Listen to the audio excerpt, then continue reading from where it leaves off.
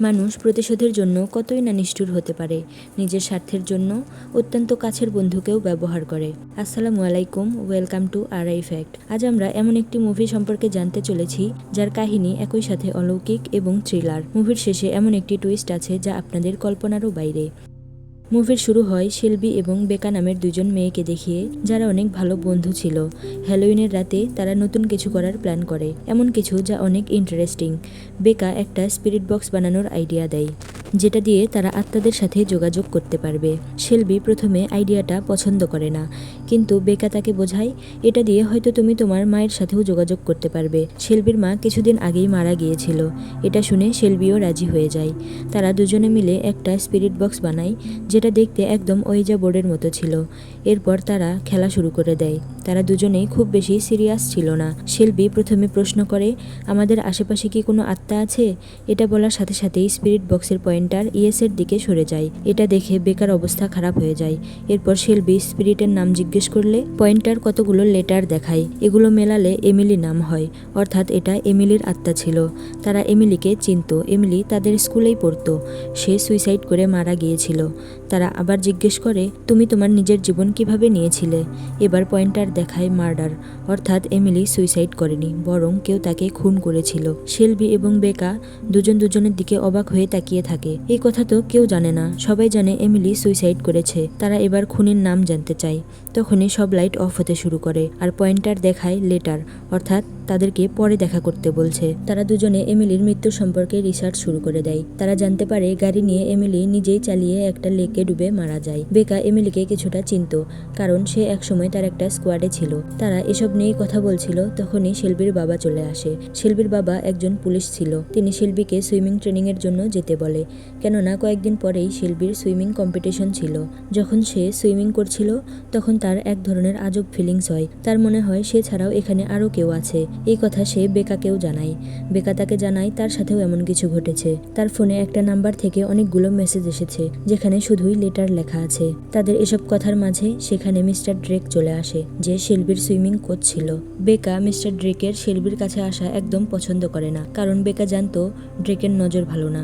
সে শেলবিকেও সাবধান করে, কিন্তু শেলবি তার কথাই তেমন পাত্তা দেয় না। ড্রেক চলে গেলে তারা আবারও এমিলির ব্যাপারে কথা বলতে শুরু করে। শেলবির মনে হয় এমিলি হয়তো তাদের মাধ্যমে ন্যায় বিচার পেতে চায়। বেকা বলে, না, হয়তো এমিলি তার খুনের প্রতিশোধ চায়। এখন এমিলি আসলে কি চায় সেটা তো সে নিজেই জানে।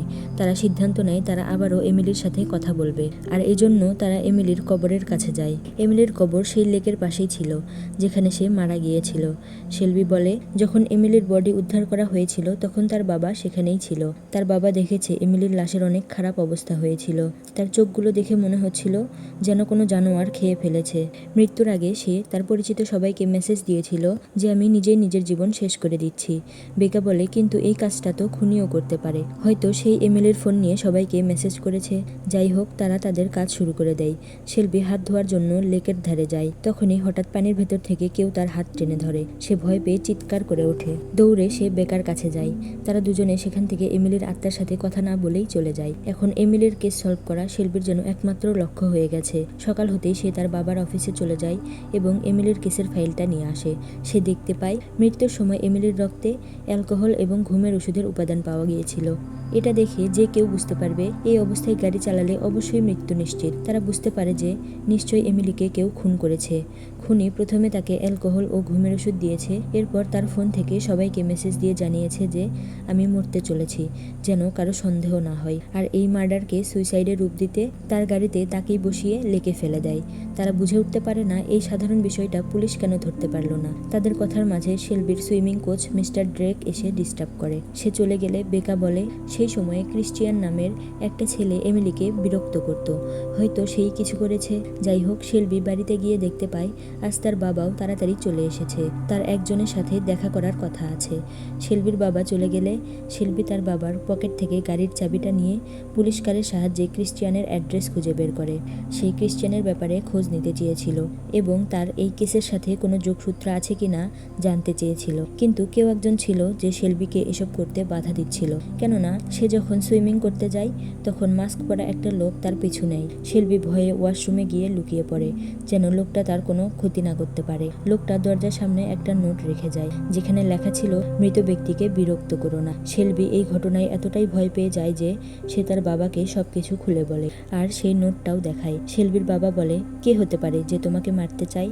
শেলবি বলে, এটা ক্রিশ্চিয়ানের কাজ হতে পারে। তখন শেলবির বাবা ক্রিশ্চিয়ানের কাছে যায় জিজ্ঞাসাবাদ করার জন্য। ক্রিশ্চিয়ান জানায় যে ওই সময় সে তার অফিসে ছিল, সে শেলবিকে ভয় দেখায়নি। তখন শেলবির বাবা বলে, তোমার এক্স বয়ফ্রেন্ড এসব কাজ করছে না তো?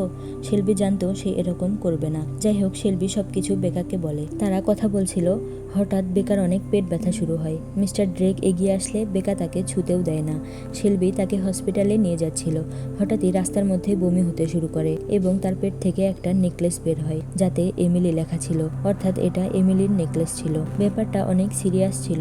বেকা আর শেলবি বুঝতে পারে এমিলির প্রবলেম সলভ না হওয়া পর্যন্ত সে তাদের পিছু ছাড়বে না। যাই হোক, তারা সিদ্ধান্ত নেয় তারা আবার এমিলির কবরের কাছে যাবে এবং স্পিরিট বক্সের সাহায্যে এমিলির সাথে আবার কথা বলবে। প্ল্যান অনুযায়ী তারা এমিলির কবরের কাছে যায়। তারা প্রথমেই প্রশ্ন করে এমিলির খুন কে করেছে।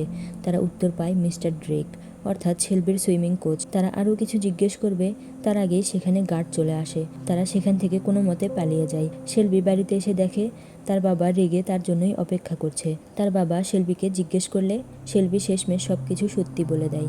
সে বলে তারা আসলে এমিলির মার্ডারের ইনভেস্টিগেশন করছে, আর এটাও বলে তারা জানতে পেরেছে যে এমিলির মার্ডার আর কেউ না, মিস্টার ড্রেক করেছে। সে বলে এমিলি আর মিস্টার ড্রেকের অ্যাফেয়ার চলছিল। এমিলি মিস্টার ড্রেকের ওয়াইফকে বলতেই যাচ্ছিল, কিন্তু এসব লুকানোর জন্য ড্রেক এমিলিকে খুন করেছে। আর এই সব ঘটনাগুলো বেকা শেলবিকে বুঝিয়ে দিয়েছিল, কারণ বেকা মিস্টার ড্রেকের অনেক কাছাকাছি থাকতো আর এ কারণেই সে মিস্টার ড্রেককে পছন্দ করে না, আর শেলবিকেও তার থেকে দূরে থাকতে বলতো। শেলবি তার বাবাকে বলে মিস্টার ড্রেক প্রথমে এমিলিকে ড্রাগ দিয়েছিল, এতে সে মারা গেলে তারপর তার গাড়িতে করেই তাকে লিখে ফেলে দেয়। শেলবির বাবা বলে, তুমি কিভাবে জানলে যে এমিলিকে ড্রাগ দেওয়া হয়েছিল? এই কথা তো প্রকাশ করাই হয়েছিল না। এমিলি ঘাবড়ে যায়, কিন্তু সে সব সত্যি বলে দেয়। সে বলে যে সে তার অফিস থেকে এমিলির কেসের ফাইলটা চুরি করেছিল আর সেখান থেকেই জানতে পেরেছে। এটা শুনে শেলবির বাবা রেগে যায়। সে বলে, এতে করে আমার চাকরি চলে যেতে পারতো, তুমি আমার চাকরি বিপদে ফেলেছো। সে শেলবির উপরে বেশ কিছু রেস্ট্রিকশন লাগিয়ে দেয়, যেমন সে ফোন ব্যবহার করতে পারবে না আর বাড়ির বাইরেও যেতে পারবে না, শুধু স্কুলে যেতে পারবে আর সুইমিং করতে পারবে। পরের দিন সে যখন সুইমিং করতে যায় তখন সে দেখে একটা লকেট পানিতে ডুবে যাচ্ছে। সে লকেটটা তুলতে গেলে সেটা একটা হাত হয়ে যায়। শেলবি ভয় পেয়ে পানি থেকে উঠে পড়ে। এদিকে বেকার সাথেও একই রকম ঘটনা ঘটে। তার পায়ে আঘাত লেগেছিল। সে বলে আজকেও তাকে সুইমিং পুলে নিচে টেনে ধরেছিল। দুজনের সাথেই প্রায় একই রকম ঘটনা ঘটায়। তারা মনে করে নিশ্চয়ই এটা এমিলির আত্মা। তারা বলে আমাদের খুব তাড়াতাড়ি এমিলির কাজ শেষ করতে হবে। তখনই তাদের কথার মাঝে মিস্টার ড্রেক চলে আসে। বেকা তাকে সহ্যই করতে পারে না। সে যা কিছু ঘটেছে সব কিছুর জন্য মিস্টার ড্রেককেই দায়ী করতে থাকে। বেকা বলে, তুমি তোমার বাবার থেকে সাহায্য চাইছো না কেন? শেলবি বলে তিনি সাহায্য করবেন না। শেলবি বলে মিস্টার ড্রেককে দোষী প্রমাণ করতে হলে আমাদেরকে তার বিরুদ্ধে প্রমাণ জোগাড় করতে হবে। প্রমাণ কোথায় পাবো? তখন বেকা বলে মিস্টার ড্রেকের ঘর থেকে পাবো। সে বলে আমার কাছে চাবি আছে, আমরা ওনার ঘর থেকে প্রমাণ জোগাড় করতে পারবো। শেলবি বলে তুমি চাবি কোথায় পেলে? বেকা বলে মিস্টার ড্রেক আর তার ওয়াইফ কাজে চলে গেলে তাদের কাজের মহিলা তাদের বাড়ির কাজ শেষ করে দরজার সামনে পাপোশের নিচে চাবি রেখে যায়। আমি সেখান থেকে চাবির প্রিন্ট নিয়ে ডুপ্লিকেট বানিয়ে নিয়েছি। তারা একটা প্ল্যান বানায়। শেলবি ভেতরে যাবে এবং বেকা তাকে ব্যাকআপ দেওয়ার জন্য বাইরে বসে নজর রাখবে। বেকা শেলবিকে আত্মরক্ষার জন্য একটা টিজার দেয়, যেন ভুলবশত ধরা পড়ে গেলে টিজারের শক দিয়ে পালিয়ে বেরোতে পারে। যাই হোক, প্ল্যান অনুযায়ী শেলবি ঘরে প্রবেশ করে। ঘরে ঢুকতেই মোবাইলের নেটওয়ার্ক চলে যায় আর শেলবির সাথে বেকার কানেকশন ছুটে যায়। সে ভেতরের জিনিসপত্র দেখে অনেক ভয় পেয়ে যায়। সে ওই মাস্কটিও দেখতে পায় যেটা পরে কেউ তাকে অ্যাটাক করেছিল। সে আরও ভয় পেয়ে যায় যে যদি মিস্টার ড্রেক এখানেও চলে আসে নিশ্চয়ই তাকেও খুন করবে।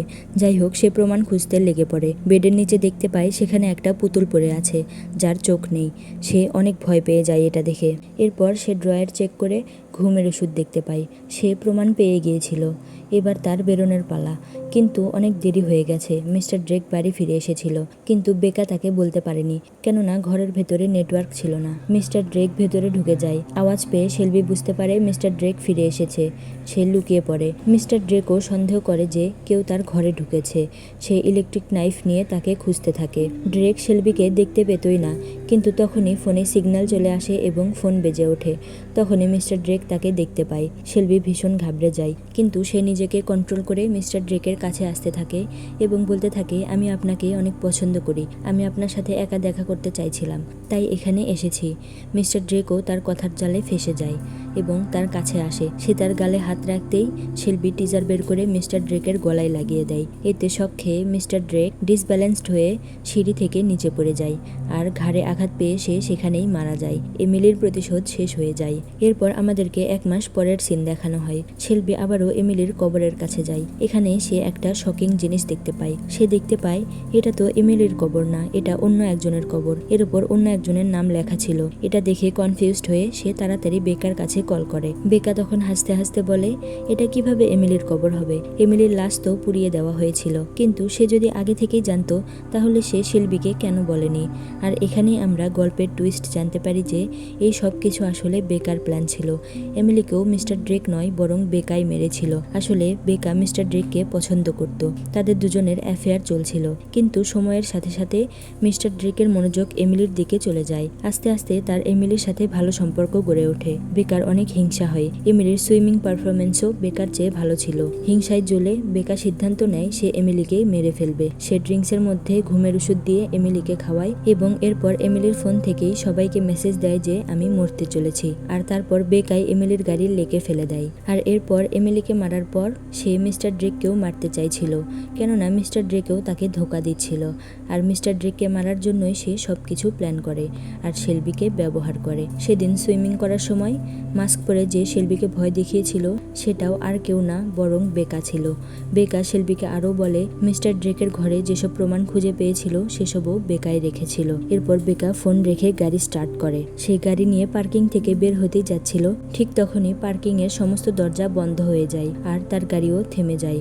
গাড়ির দরজা জানলা সব লক হয়ে যায়। বেকা বুঝতে পারে না তার সাথে এসব কি ঘটছে। ঠিক তখনই তার সামনে চলে আসে এমিলির আত্মা। বেকা প্রচন্ড ভয় পেয়ে যায় এবং বুঝতে পারে আজ তার শেষ দিন। গাড়ির ইঞ্জিন অন হয়ে যায় এবং গাড়ির মধ্যে ধোঁয়ায় ভরে যায়। বেকা বের হওয়ার অনেক চেষ্টা করে কিন্তু বের হতে পারে না। সে দম বন্ধ হয়ে সেখানেই মারা যায়। এমিলির বদলা নেওয়াও শেষ হয়ে যায়। বেকাও তার কর্মের শাস্তি পায় আর মুভিটি এখানেই শেষ হয়ে যায়।